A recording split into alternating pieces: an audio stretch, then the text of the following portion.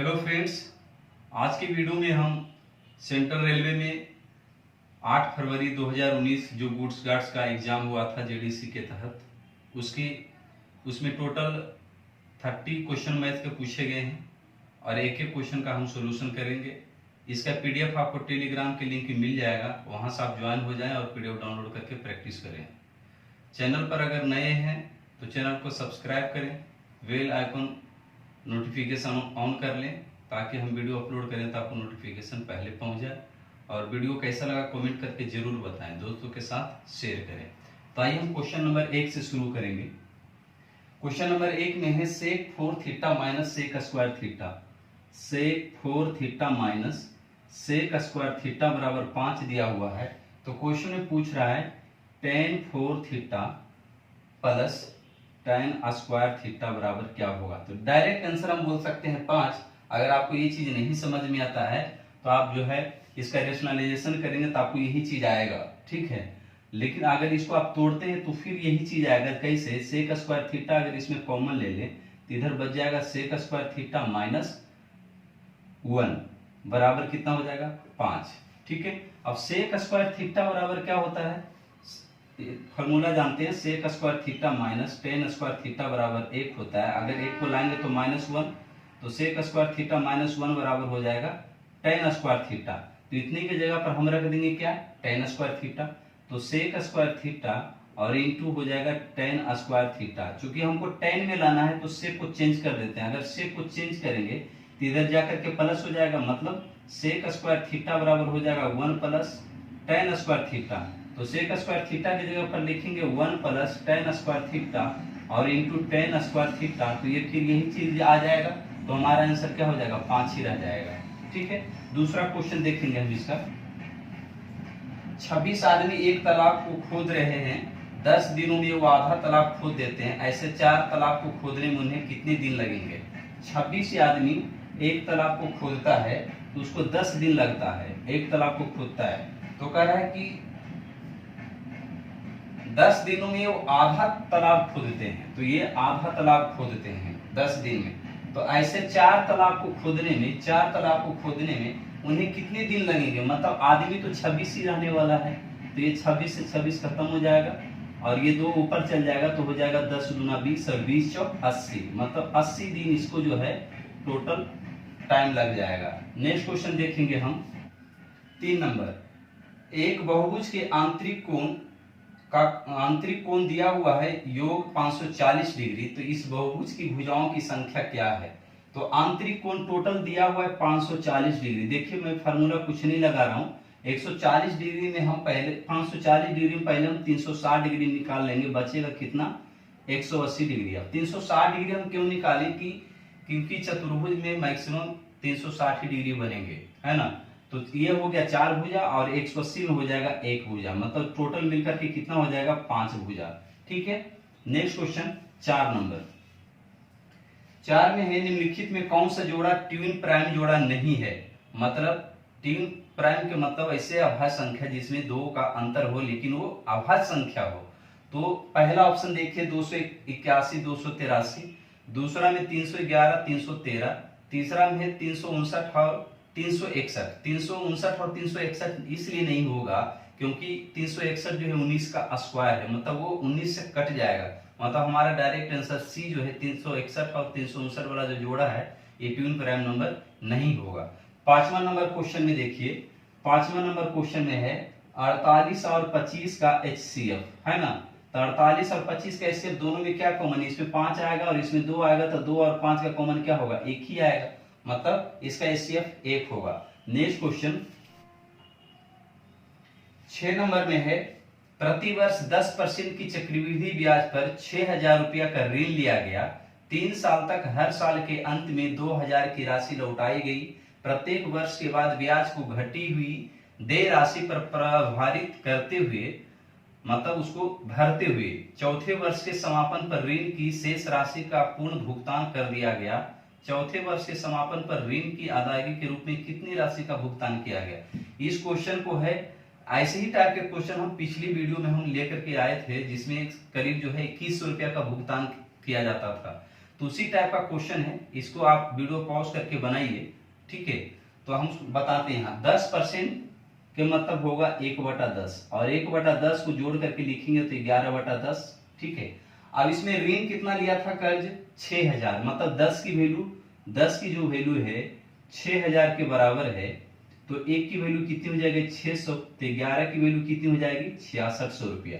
अब इसमें जो है कितना देता है 2000 रुपया देता है, लेकिन 3 साल तक देता है, तो 3 साल तक हम करेंगे, हमारा पहली साल का निकल रहा है, तो इसमें 2000 रुपया दे दिया, तो बचा कितना 4600 रुपया।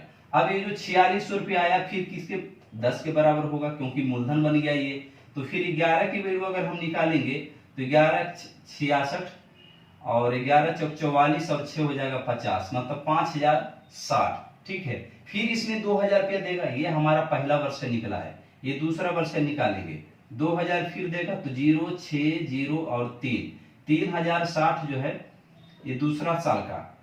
फिर इसमें जो है ये जो मूलधन बन गया 10 के बराबर होगा, तो 11 की वैल्यू निकालने के लिए 11 छक 66 और 11 तिया 33, 3366, और फिर इसमें तीसरे साल में 2000 रुपया डालेगा, तो कितना बन जाएगा 66 और 3 और 1 1316, 1316 रुपया इसमें बच गया है, ठीक है। तो आगे क्वेश्चन में क्या रहा है, चौथे वर्ष के समापन पर ऋण की अदायगी के रूप में कितनी राशि का भुगतान किया गया। तो चौथे राशि ये दूसरा वर्ष और ये तीसरा वर्ष। अब ये तीसरा वर्ष चौथे वर्ष में निकालना है, तो 1 2 3, तीसरा वर्ष तो हमने निकाल दिया, चौथे वर्ष निकालेंगे तो ये जो वैल्यू है 10 के बराबर है, तो 1 की वैल्यू ऊपर हम मिटा रहे हैं, 10 की वैल्यू के बराबर हो गया 1366, तो 1 की वैल्यू निकालेंगे तो इधर पॉइंट चल जाएगा, तो 11 की वैल्यू अगर निकालेंगे तो 136.6 गुना 11 करेंगे, तो 11 से गुणा कर लेते हैं इसको हम, 6 एकम 6, 6 6 12 और 6 3 9, 9 और 1 10, 3 1 4, 4 1 5 और 1 एकम 1 और 1 अंक के बाद पॉइंट, मतलब कि 1502 रुपया 60 पैसा, 1502 रुपया 60 पैसा जो है ऑप्शन सी में सही आंसर है। 7 नंबर क्वेश्चन देखेंगे,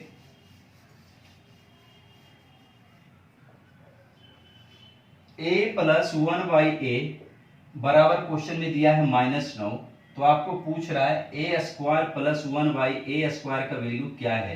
तो जानते हैं कि यदि a प्लस 1/a बराबर k दिया हुआ है, तो a स्क्वायर 1/a स्क्वायर का वैल्यू हो जाता है k स्क्वायर -2, k स्क्वायर -2, तो यहाँ 9 के स्क्वायर हो जाएगा 81 और 81 में 2 घटा देंगे तो हमारा हो जाएगा 79, option C. Next question 8 number,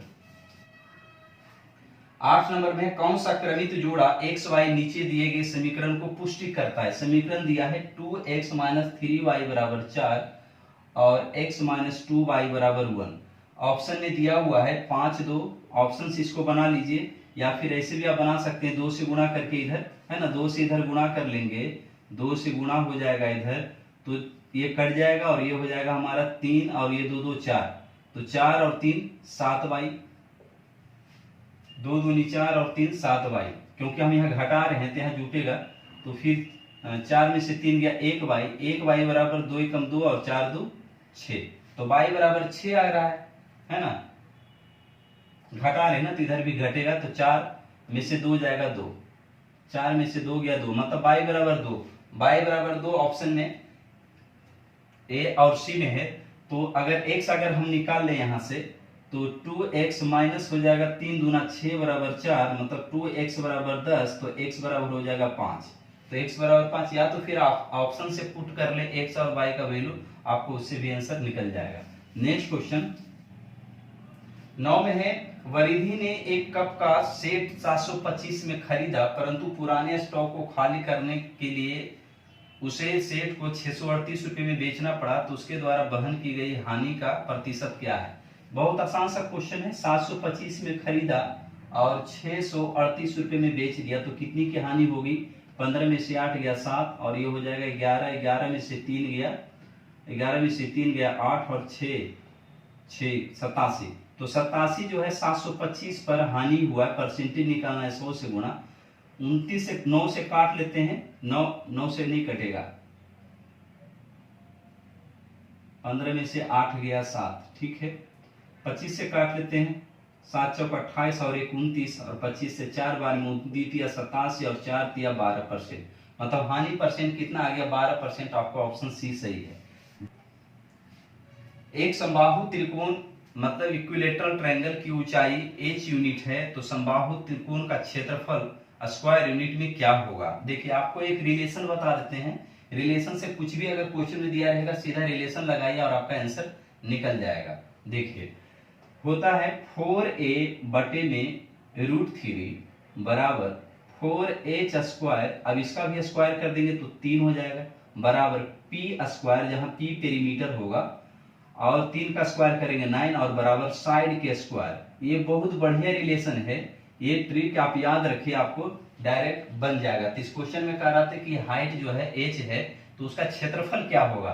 तो हाइट और क्षेत्रफल के संबंध इन दोनों में से 3 दिनों में करिए तो 4a बटा √3 बराबर 4h स्क्वायर बाई 3। तो 4 से 4 कट जाएगा और ये √3 बार में कट जाएगा, मतलब एरिया बराबर हो जाएगा h स्क्वायर बराबर √3। और अगर इसको ऊपर नीचे गुना कर लेंगे तो हो जाएगा √3h स्क्वायर बाई 3। यही आपका आंसर है।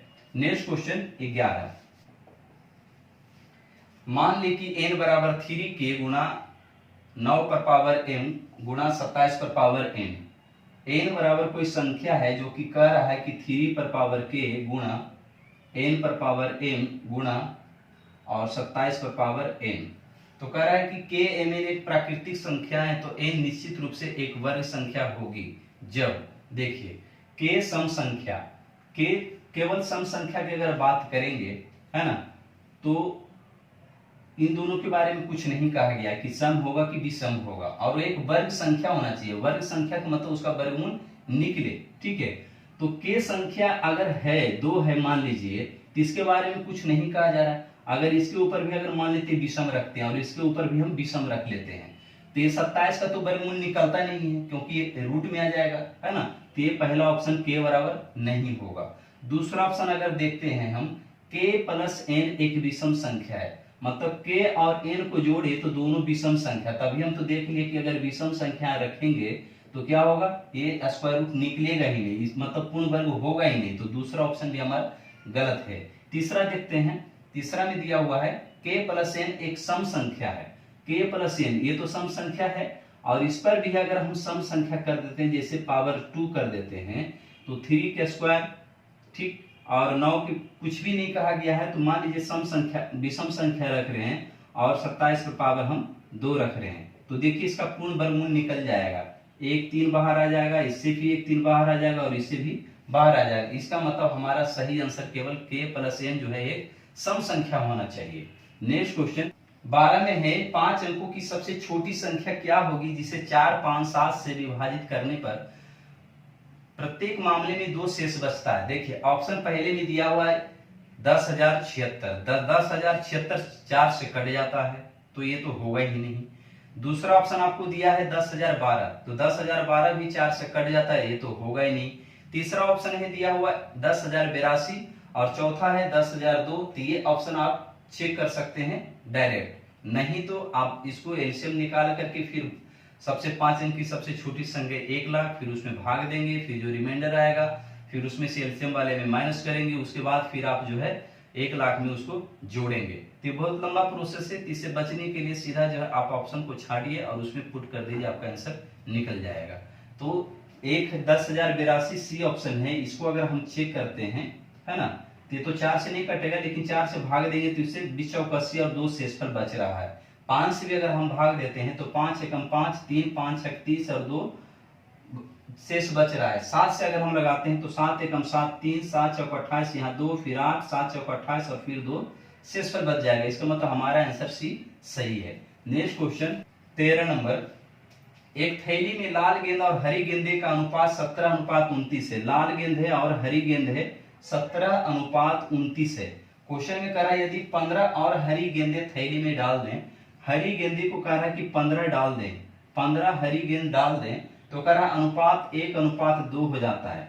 हरी गेंद डाल रहा है, इसका मतलब बराबर करेंगे हम लाल गेंद को। लाल गेंद के बारे में कुछ नहीं, तो बराबर करने के लिए इधर 17 से गुणा, तो इधर भी 17 से गुणा, तो इधर तो बराबर हो गया। अब इधर देखिए 29 और ये 17 दूनी 34, कितना अंतर है, तो 29 और 34 में कितना का अंतर है, 5 का अंतर है। तो 5 की वैल्यू 15 के बराबर है, तो 1 की वैल्यू आ गया 3। क्वेश्चन में पूछ रहा है कि थैली में मौजूद लाल गेंद की संख्या, तो यहाँ लाल कितना है 17, तो 17 गुना 3, 17 की वैल्यू कितनी हो जाएगी 51, मतलब थैली में 51 गेंद लाल है। नेक्स्ट क्वेश्चन 14, यदि दो संख्याओं का गुणनफल, दो संख्या है उसका गुणनफल दिया हुआ है 1.458 और उसमें से एक संख्या दिया हुआ है 5.4, तो दूसरी संख्या क्या होगा, है ना, ये चीज निकालना है। तो 5.4 है, तो इससे हम डिवाइड लगा देंगे तो भाग में आ जाएगा, दशमलव यहाँ हटाएंगे तो नीचे 3 जीरो आ जाएगा और ऊपर 1 जीरो तो कैंसिल हो जाएगा। अब इसको काटेंगे, 9 से कट जाएगा, 8 5 13, 13 4 17 और 1 18, 9 से काट लेते हैं, 9 6 54 और 9 का 9 5, फिर हो जाएगा 9 5 45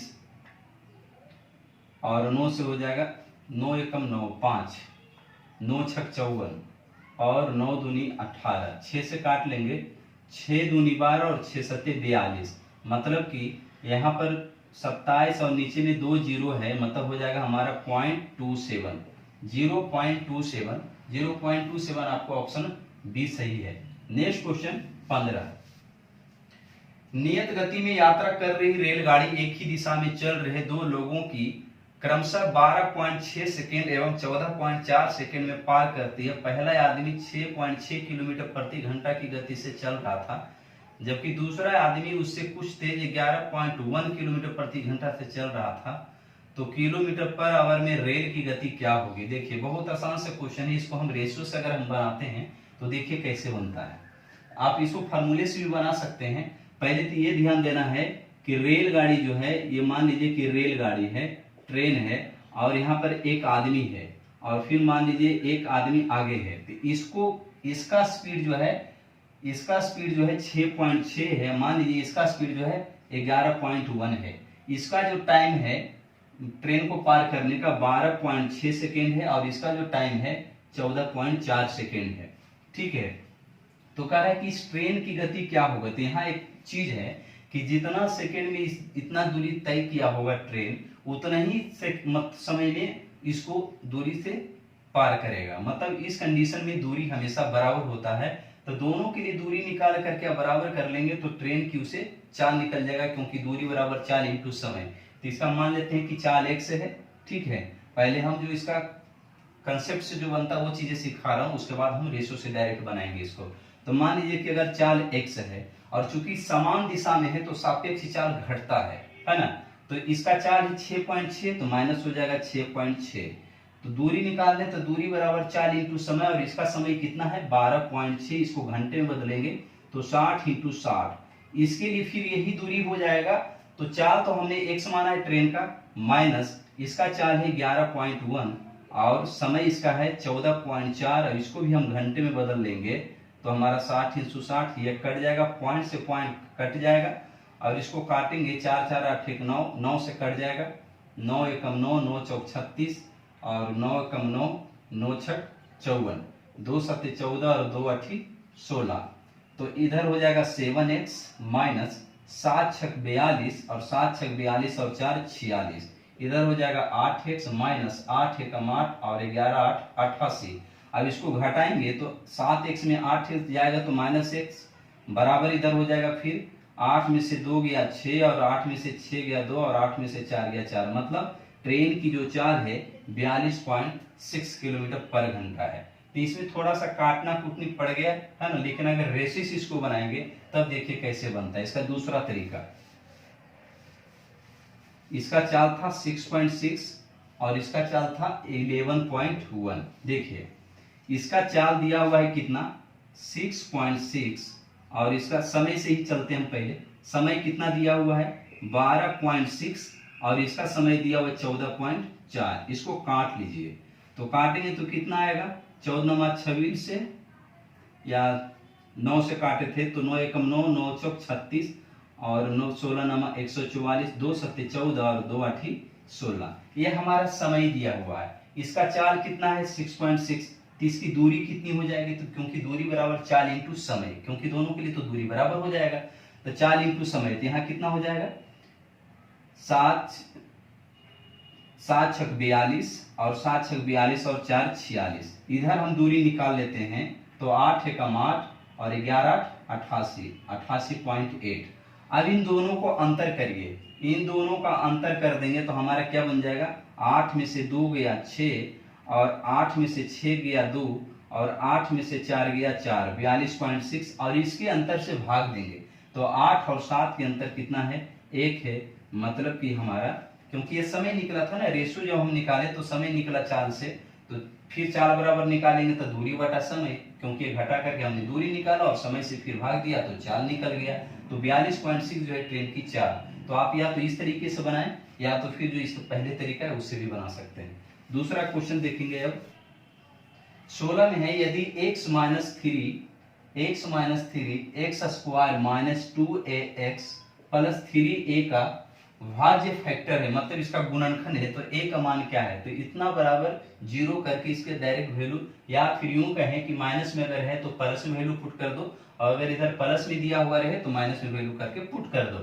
तो x माइनस 3 बराबर 0, तो x बराबर 3 और इसमें 3 का स्क्वायर 9 माइनस 3 करेंगे तो 3 दूना 6a प्लस 3a और बराबर 0। तो इधर कितना हो जाएगा, 9 माइनस 3a है ना, 9 माइनस 3a बराबर 0। तो 9 बराबर 3a मतलब a बराबर कितना आ जाएगा, 3। a बराबर हमारा आंसर 3 आ जाएगा। नेक्स्ट क्वेश्चन देखेंगे हम 17 में है, यदि पिज्जा के 5/9 भाग की कीमत 360 है, 5/9 भाग की कीमत 360 है, तो एक भाग की निकाल लेते हैं, 1/9 भाग की, तो 5 7 35 और 5 दूना 10।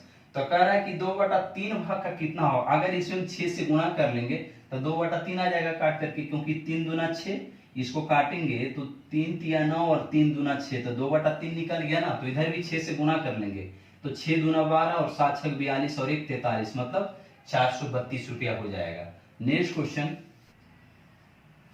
18 है, एक आंकड़ा दिया हुआ है और उसका रेंज बताना है। तो रेंज का मतलब होता है, हिंदी में परिसर बोलते हैं, तो उच्चतम सीमा माइनस न्यूनतम सीमा, जो सबसे बड़ी वैल्यू रहेगा और जो सबसे छोटी वैल्यू रहेगा उसको हम घटा देंगे। तो सबसे बड़ी वैल्यू इसमें 13 है और सबसे छोटी वैल्यू 1 है, तो 13 में से गया 12। 19 नंबर भी क्वेश्चन आसान है, पहली 10 प्राकृतिक संख्याओं का योग, ये तो डायरेक्ट होता है, बच्चा भी जानता है कि 55 होता है ना। अगर 2 का बताना है पहाड़े का योग तो 55 गुणा 3 2 कर देते हैं, 3 के पहाड़े का योग बताना है तो 55 गुणा 3 कर देते हैं। 20 नंबर का क्वेश्चन डायरेक्ट देखते हैं। 20 नंबर क्वेश्चन में है cot 23 डिग्री बराबर tan थीटा, तो थीटा बराबर क्या होगा, तो थीटा बराबर क्या होगा, देखिए दोनों बराबर होनी चाहिए, है ना। तो इसको हम लिख सकते हैं cot 23 डिग्री को क्या, cot ये 23 डिग्री 90 में कितना घटाएंगे, तो 90 में हम इसको घटाएंगे कितना, 10 में से 3 जाएगा 7 और 8 में से 2 जाएगा 6, 67 डिग्री बराबर tan थीटा। मतलब इसको अब लिखेंगे tan 67 डिग्री बराबर tan थीटा। तो बताओ थीटा बराबर कितना आ गया, 67 डिग्री। 67 डिग्री आपको जो है ऑप्शन ए सही है। नेक्स्ट क्वेश्चन 64 आदमी एक दीवार का कार्य निर्माण 6 दिनों में कर सकते हैं। 48 आदमी जिनकी दक्षता पहले समूह में मौजूद आदमियों की दक्षता का केवल 1/6 है, उसी दीवार के 5/8 हिस्से का निर्माण कितने दिनों में कर सकेंगे। देखिए 64 आदमी है और एक तरफ कह रहा है 48 आदमी है ना। तो कह रहा है कि ये 6 दिन में काम कर लेता है, 6 दिन में काम कर लेता है। तो कह रहा है 48 आदमी जिनकी दक्षता पहले समूह में मौजूद आदमियों की दक्षता का केवल 1/6 है। मतलब अगर इसका दक्षता 6 है तो इसकी दक्षता 1 है। तो कह रहा है कि उसी दीवार के 5/8 हिस्से का निर्माण करने में, मतलब ये पूरा दीवार कर रहा है और ये 5/8 हिस्से का करने में कह रहा है इसको कितना समय लगेगा। तो काट लेते हैं, अब काटाकुटी करेंगे तो ये 8 ऊपर चल जाएगा। एक और लाइन लिख लेते हैं, 6 गुणा 6 बराबर 48 गुणा 8 गुणा 5, और ये कितना दिन लगेगा, और इधर हो जाएगा 5। 8 से काट लेते हैं, 8 × 64 और ये हो जाएगा 8 × 48 से 48 खत्म हो जाएगा, है ना। और हमारा यहाँ 5 कहाँ से आ गया, 5 नहीं आएगा, 1 होगा। तो यहाँ पर कितना गुना हो जाएगा, 5 × 30, मतलब वो कितने दिन में काम कर लेगा, 30 दिन में इस काम को पूरा कर लेगा। 30 दिन आपको ऑप्शन बी सही है। नेक्स्ट क्वेश्चन देखेंगे 22 नंबर। यदि x ग्रेटर देन -100 मतलब x का जो वैल्यू है -100 से बड़ा है, तब कह रहा है कि 4x - 3 ग्रेटर देन y मतलब क्या होगा। तो x का वैल्यू पुट कर दो, तो -100 है तो 4 गुना -100 -3 तो 400 और -400 -3 मतलब क्या होगा -403 से ये क्या होगा बड़ा होगा। नेक्स्ट क्वेश्चन, 32 वस्तुओं का लागत मूल्य 25 वस्तुओं की विक्रय मूल्य के बराबर है। जब भी इस तरह का क्वेश्चन हो तो सीपी और एसपी जो बराबर वाले क्वेश्चन है उसको सीधा पलट दो, जो एसपी बना हो उसको सीपी बना दो और जो सीपी है उसको एसपी बना दो। तो 32 वस्तुओं का लागत मूल्य तो उसको एसपी बना देंगे और 25 वस्तुओं का एसपी है तो इसको हम सीपी बना देंगे। कितना का लाभ हो रहा है 7 का 25 में लाभ कितना परसेंट हो जाएगा 25 चौक 100 मतलब 7 चौक 28% लाभ हो जाएगा। नेक्स्ट क्वेश्चन, एक निश्चित धनराशि पर 9.5% के साधारण ब्याज पर 2 वर्षों में $133 का ब्याज अर्जित करता है। तो मूल रूप से निवेश की गई बच्चा वाला क्वेश्चन है ना। रेट दिया हो 9.5%, मान लेते हैं कि मूलधन अगर 100 है, ठीक है, तो 9.5% जो है 2 वर्षों का, तो ये 2 वर्षों का ब्याज कितना है, 2 वर्षों का ब्याज $133 है।